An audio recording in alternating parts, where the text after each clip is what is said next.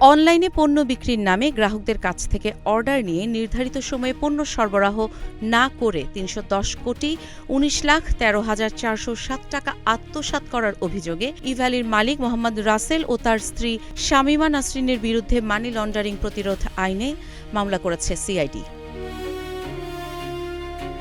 সোমবার সিআইডির বিশেষ পুলিশ সুপার জসিমউদ্দিন খান স্বাক্ষরিত এক সংবাদ বিজ্ঞপ্তিতে এমন তথ্য জানানো হয়। তাদের বিরুদ্ধে অর্থ আত্মসাতের অভিযোগ প্রমাণিত হওয়ায় গত ২৯ মার্চ ঢাকার কাফরুল থানায় মানি লন্ডারিং মামলা করে সিআইডি। সিআইডি জানায়, মোহাম্মদ রাসেল ও শামীমা নাসরিন সহ অজ্ঞাতনামা সহযোগীরা পরস্পর যোগ সাজশে ঢাকার কাফরুলে ইভ্যালির .com লিমিটেড নামে ই-কমার্স প্রতিষ্ঠানটি খুলে ১৬ ডিসেম্বর ২০১৮ থেকে ৩১ ডিসেম্বর ২০২১ সাল পর্যন্ত বিভিন্ন সময়ে অসংখ্য গ্রাহকের কাছ থেকে পণ্য বিক্রি ও ডেলিভারির জন্য অনলাইনে অর্ডার গ্রহণ করেন। নির্দিষ্ট সময়ের মধ্যে পণ্য সরবরাহ না করে গ্রাহকদের কাছ থেকে প্রতিশ্রুতি দিয়ে অর্থ সংগ্রহ করেন। একই সঙ্গে বিভিন্ন মার্চেন্ট প্রতিষ্ঠান থেকে বড় অঙ্কের পণ্য ক্রয় করে মূল্য পরিশোধ না করে সেই অর্থ আত্মসাৎ করেন বলে তদন্তে উঠে এসেছে। আত্মসাৎ করা টাকা দিয়ে তারা বিলাসবহুল গাড়ি ক্রয়, বিভিন্ন সম্পদ অর্জন এবং স্বামী স্ত্রী মিলে বিদেশ ভ্রমণ সহ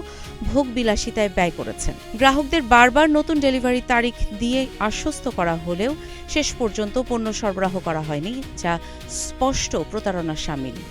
কাজী ইশরাত জাহান দৃষ্টি, নাগরিক প্রতিদিন।